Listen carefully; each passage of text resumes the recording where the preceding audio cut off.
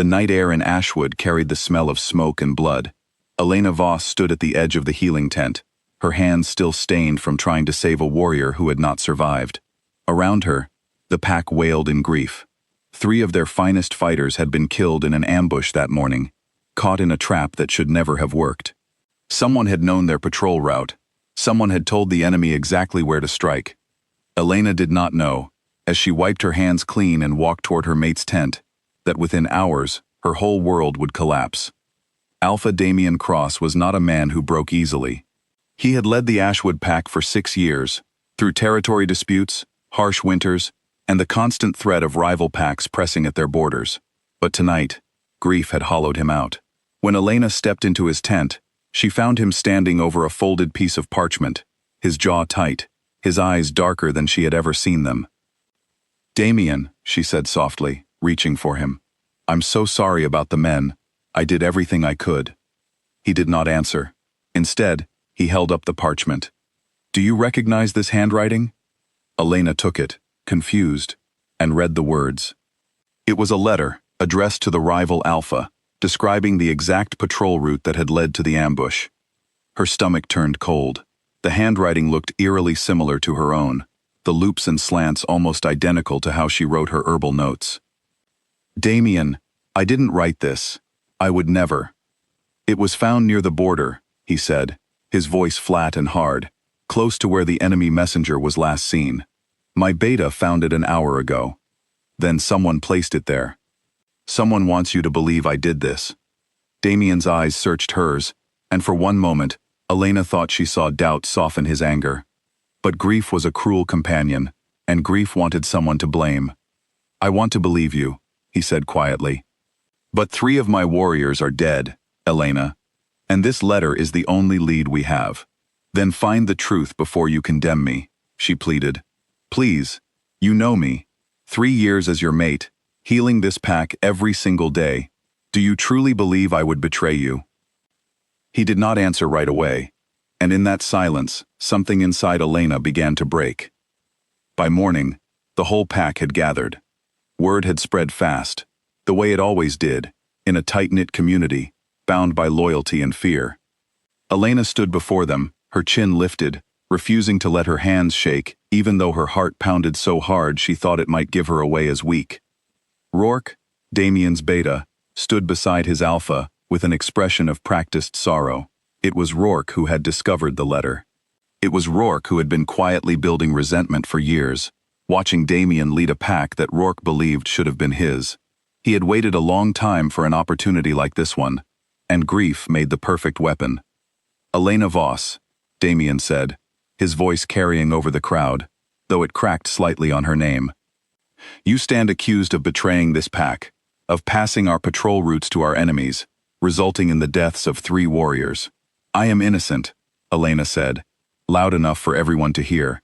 "I have never once betrayed this pack. I have healed every wolf who has come through my door, friend or stranger. Ask anyone who I am."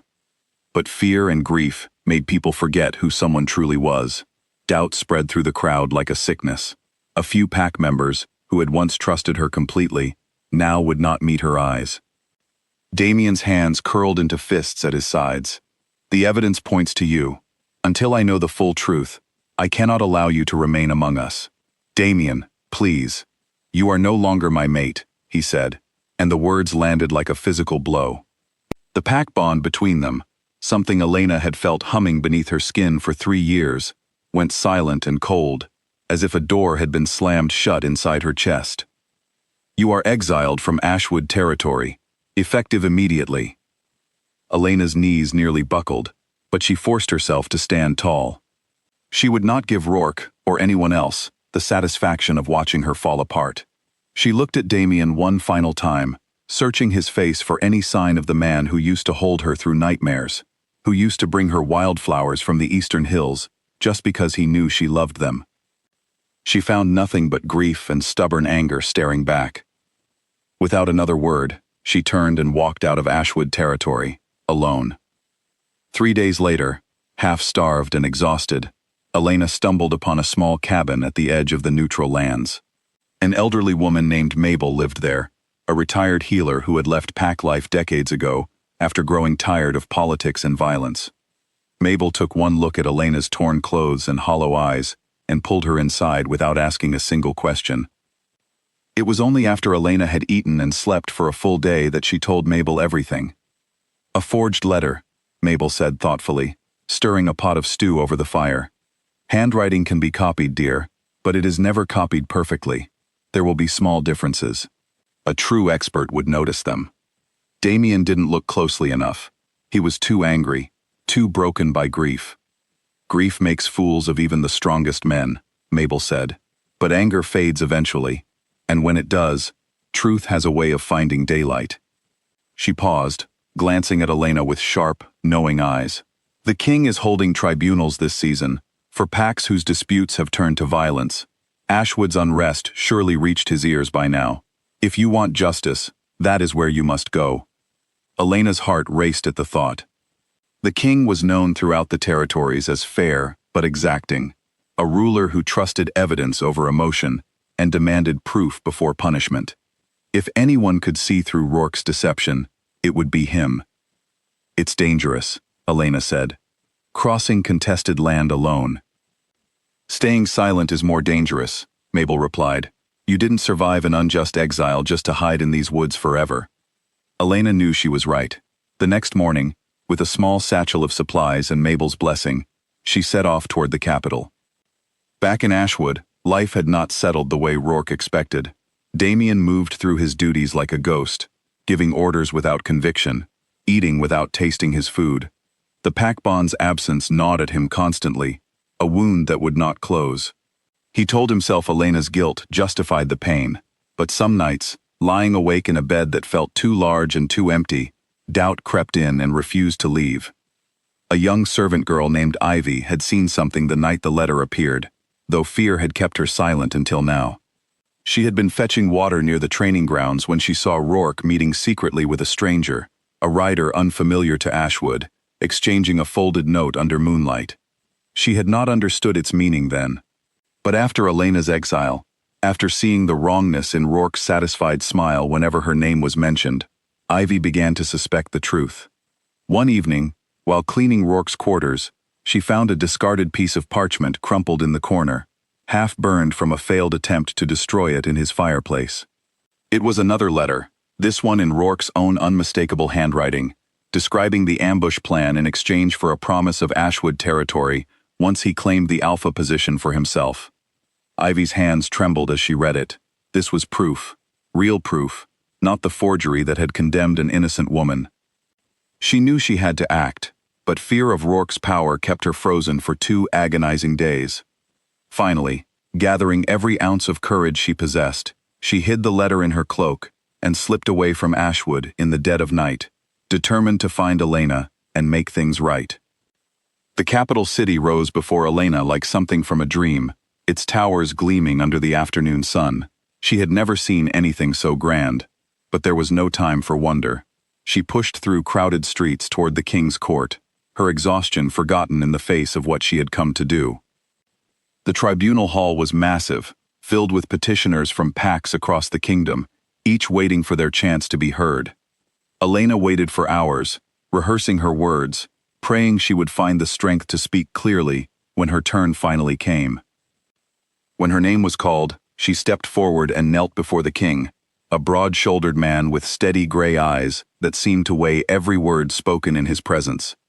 "Elena Voss of Ashwood," the king said, "you have traveled far to stand before me. Speak your case." Elena took a steadying breath and told him everything. The ambush, the letter, her exile. She spoke without exaggeration, without desperate pleading, simply laying out the truth as clearly as she could, even as her voice trembled with emotion she could not fully hide. The king listened in silence, his expression unreadable. When she finished, he studied her for a long moment.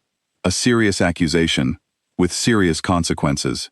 Do you have proof of your innocence, beyond your word?" Elena's heart sank. She had come all this way with nothing but her own testimony. "No, my king. I have only the truth." "The truth without proof is difficult to weigh against a written letter," the king said, not unkindly, but firmly. "I must consider the evidence presented to me. Unless something more comes forward, I am inclined to uphold your exile as lawful. Elena felt the floor tilt beneath her. She had traveled so far, endured so much, only to lose everything on the strength of a forged signature. Then, from the back of the hall, a commotion broke out. A guard tried to stop a breathless, travel-worn young woman from pushing through the crowd, but she would not be stopped. "Please, I have proof. Please, my king, let me speak." It was Ivy. She had run nearly the entire way from Ashwood, barely stopping to rest, terrified she would arrive too late. The king raised a hand, silencing the guards. "Let her approach." Ivy stumbled forward and knelt beside Elena, pulling the crumpled, half-burned letter from her cloak with shaking hands. "This is the real letter, Your Majesty, written by Rourke, Alpha Damien's Beta. I saw him meet with a stranger the night of the ambush, and I found this in his fireplace afterward. He tried to burn it, but it survived." The king took both letters, the forged one and Rourke's discarded confession, and laid them side by side on the table before him. He examined them with the careful eye of a man who had judged countless cases and learned never to trust appearances alone. "The forgery is skilled," he said slowly, "but not perfect. Notice the pressure of the pen here and here. A forger writing carefully, trying too hard to be precise. But this second letter," he tapped Rourke's confession, "the hand is loose, natural, unhidden. This is how a man writes when he believes no one will ever see it." He looked up at Elena, and for the first time, something like sympathy crossed his stern features. This is not the hand of a woman who forges under pressure. This is the confident, unhurried hand of a man confessing his own scheme. At that very moment, another arrival caused the hall to fall silent. Damien stood in the doorway, having ridden through the night the moment he learned Elena had left for the capital, his own doubts finally too loud to ignore.